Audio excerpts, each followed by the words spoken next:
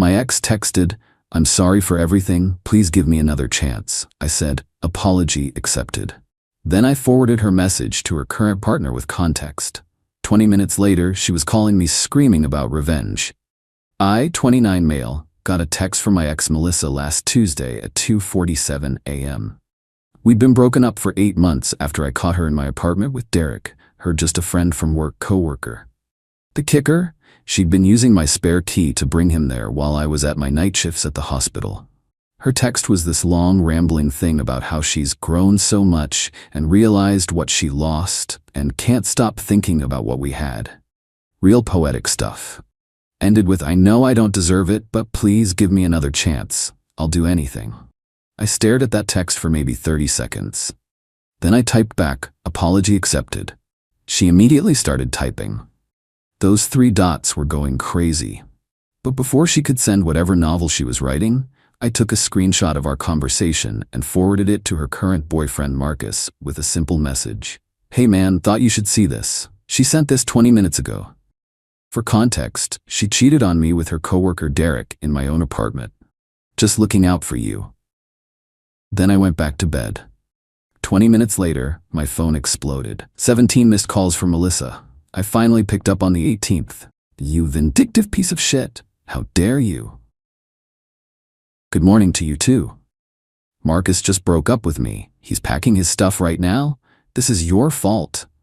Actually, I'm pretty sure it's your fault for texting your ex at 3 a.m. asking for another chance while you have a boyfriend. I was drunk. It didn't mean anything. Then why are you so upset?" She hung up on me. But here's where it gets interesting. Because Melissa doesn't handle rejection well. Never has. And I knew this shitstorm was just getting started. First, she tried calling my mom. My mom. At 7 a.m. on a Saturday, crying about how I ruined her life and manipulated the situation. Mom, bless her, just said, "Sweetheart, you texted him first," and hung up. Then came the social media campaign. Melissa posted this whole sob story on Instagram about toxic exes who can't let go and narcissistic behavior. Girl really said I was the one who couldn't let go when she texted me first. The comments were wild. Half her friends calling me trash, the other half pointing out the obvious. But the real kicker came yesterday. I get a text from an unknown number. "This is Melissa's sister Becca. What you did was fucked up and you know it. She's been crying for 3 days. Marcus won't even talk to her. You need to fix this." I responded, "How exactly should I fix your sister texting me at 3 a.m. while she has a boyfriend? You didn't have to forward it to Marcus. That was pure revenge. It was transparency. Something your sister might want to try. Fuck you. You always were a self-righteous prick. And yet your sister still wanted me back." She blocked me after that. But wait, there's more. Because Derek, yeah, the coworker she cheated with, decided to slide into my DMs. "Bro, that was cold what you did to Mel." I didn't even respond, just screenshotted it and posted it to my story with the caption, "The audacity." My friends had a field day with that one. Then this morning, I woke up to 12 missed calls. Not from Melissa this time. From Marcus. The Marcus call was enlightening. So I called him back, and this man was spiraling. Turns out my screenshot wasn't the first red flag he'd noticed. It was just the confirmation he needed. "Bro, I need to know everything. Everything. Was she always like this?" I told him about finding her with Derek. About the gaslighting when I confronted her. We were just watching Netflix. Yeah, naked, sure. About how she'd convinced half our friend group that I was controlling for being upset about her hanging out with male friends at 2 a.m. Marcus went quiet. Then, "She told me you were abusive, said you were jealous and possessive, and that's why she had to leave. Let me guess, she also told you Derek was gay?" "How did you know that?" "Because she told me he was gay too, right up until I found them together." Turns out, Melissa had been texting multiple exes, not just me. Marcus found the messages after going through her phone. She'd given him the passcode months ago and forgot. 3 other guys, all getting variations of "I miss us" at various hours of the night. But here's where it gets really good. Marcus decided to do some digging. Connected with Derek on LinkedIn, savage. Had a professional networking coffee. Derek spilled everything. Not only was he not gay, but Melissa had been pursuing him for months before we broke up. She told him we were in an open relationship. She'd told him I knew about them. Derek had only found out the truth when I walked in on them and lost my shit. He'd been genuinely horrified. Tried to apologize to me multiple times, but I'd blocked him everywhere. "So why did you DM me calling me cold?" I asked Marcus. "That wasn't Derek, bro. That was Melissa. She has his Instagram password. She has like 4 of her ex's passwords because she helps them with their social media." I pulled up the DM. Sure enough, looking closer at the profile, the recent posts were all stuff Melissa would share. Motivational quotes, sunset pics, workout selfies that were clearly staged by someone else. We talked for 2 hours. By the end, Marcus had moved back in with his parents and was planning to get tested for STDs just in case. He thanked me for the heads up. "Sorry for blowing up your phone, man. I was just processing." "All good. Been there." "Can I ask you something? Why'd you forward the screenshot immediately? Like, why not just ignore her?" I thought about it, because 8 months ago I wish someone had told me the truth about her. Figured I'd pay it forward. But Melissa wasn't done. Oh no. Because yesterday, I got a call from my boss. "I need y'all to understand. I'm a radiologic technologist at a major hospital. It's a good job, stable. Been there 3 years with 0 issues. So when my supervisor Rachel called me into her office, I wasn't worried until I saw her face. "We received a complaint about you," she said, sliding a paper across the desk. Someone had sent an anonymous email to the hospital's HR department, 3 pages of accusations about my unprofessional behavior, sexual harassment of coworkers, and creating a hostile work environment. My heart dropped. Then I read closer. The email specifically mentioned incidents that happened outside of work, at places I'd been with Melissa, using phrases she'd used in our arguments.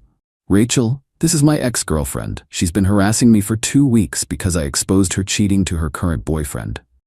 Rachel nodded. I figured it might be something like that. The IT department traced the email. It came from a coffee shop IP address, sent from a ProtonMail account created that same day. Thank God for competent IT departments. "We're not taking any action based on an anonymous complaint with no evidence," Rachel continued. "But I need you to document everything. If she escalates, we'll involve legal."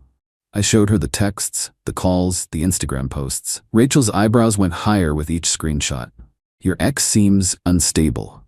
That's one word for it. I thought that would be Melissa's extinction burst. I was wrong. Because 2 days later, my apartment building's management called. Someone had reported me for noise violations, aggressive behavior toward neighbors, and possible drug activity. My building manager, Tony, was confused. "Jake, you're literally our quietest tenant. You work nights and barely make a sound. What's going on?" I explained the situation. Tony pulled up the complaint email. Same style, same phrases, same ProtonMail domain. "We'll disregard this," Tony said. "But if this keeps happening, you might want to consider a restraining order." Then the Yelp reviews started hitting the hospital. 1-star reviews mentioning me by name, claiming I was rude, unprofessional, that I'd made inappropriate comments during exams. All posted within a 6-hour window. All from accounts created that day. The hospital's legal department got involved at that point. They issued a cease and desist letter to Melissa's last known address. But the real karma was yet to come. Because while Melissa was busy trying to destroy my life, she forgot about someone else she'd pissed off. Derek's actual girlfriend. Plot twist. Derek had a girlfriend the entire time he was hooking up with Melissa. A girlfriend named Carmen, who worked at the same company but in a different department. A girlfriend who had no idea about Melissa until Marcus reached out to Derek for that coffee chat. See, when Marcus met with Derek, Derek panicked. Thought Marcus was going to beat his ass or something. So he brought back up his buddy Tom from accounting. Tom, who happens to be dating Carmen's best friend. You see where this is going. Tom went home and told his girlfriend Emma about the drama. Emma, being a real one, immediately called Carmen. "Girl, you need to hear this." Carmen confronted Derek. Derek tried to deny it, then minimize it, then finally admitted to a brief mistake with Melissa. Carmen dumped him on the spot, and then did something beautiful. She reached out to me on Instagram. "Hey, I know we don't know each other, but I heard about what your ex put you through. I just found out my boyfriend was the other guy. I'm really sorry for what happened to you." We talked, compared notes, Turned out Melissa had been telling Derek all sorts of lies about their relationship too. That she was leaving me, that we were separated, that I was abusive, and she needed comfort. Carmen was pissed. Not just at Derek, but at Melissa. She knew he had a girlfriend. We'd met at company events. She smiled in my face knowing she was fucking my boyfriend. Then Carmen said something that made me grin. I think it's time Melissa learned that actions have consequences. See, Carmen works in HR, not at their company. She'd transferred to a competitor after getting promoted. But she still had connections. Lots of connections. Within a week, word had somehow spread through their entire industry about Melissa's behavior. How she'd pursued taken men.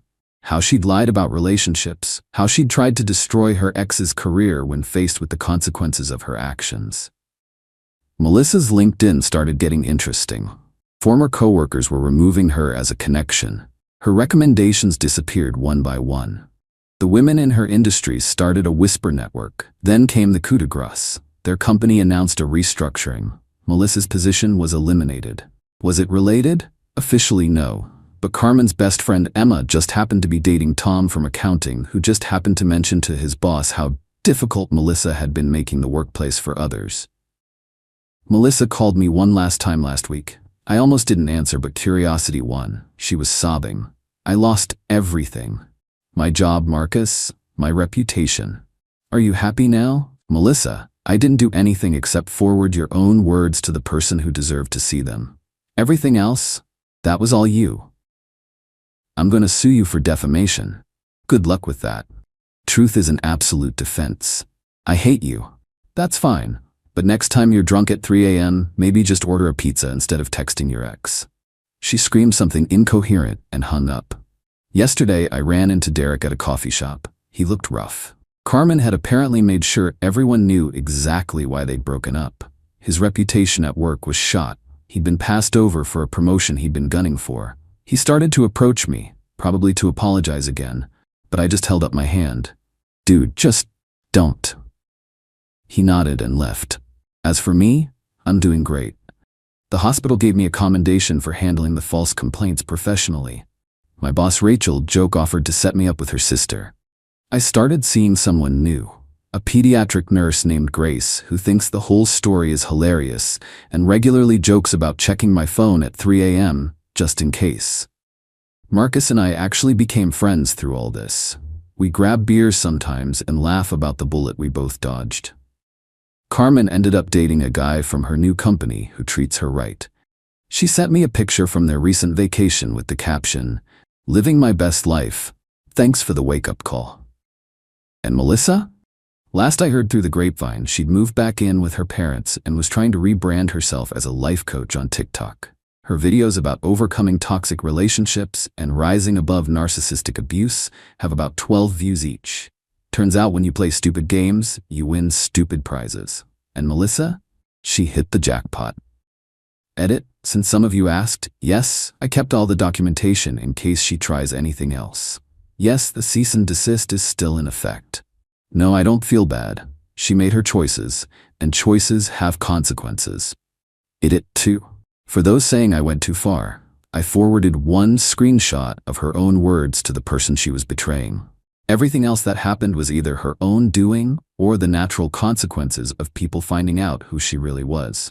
I didn't make her lie, cheat, or harass me. I just stopped keeping her secrets. Edit 3. Carmen, if you're reading this, I know Emma showed you my Reddit. You're a badass, and I'm glad you're happy. Also, Tom says hi and that he's sorry for accidentally starting a revolution. El Mayo.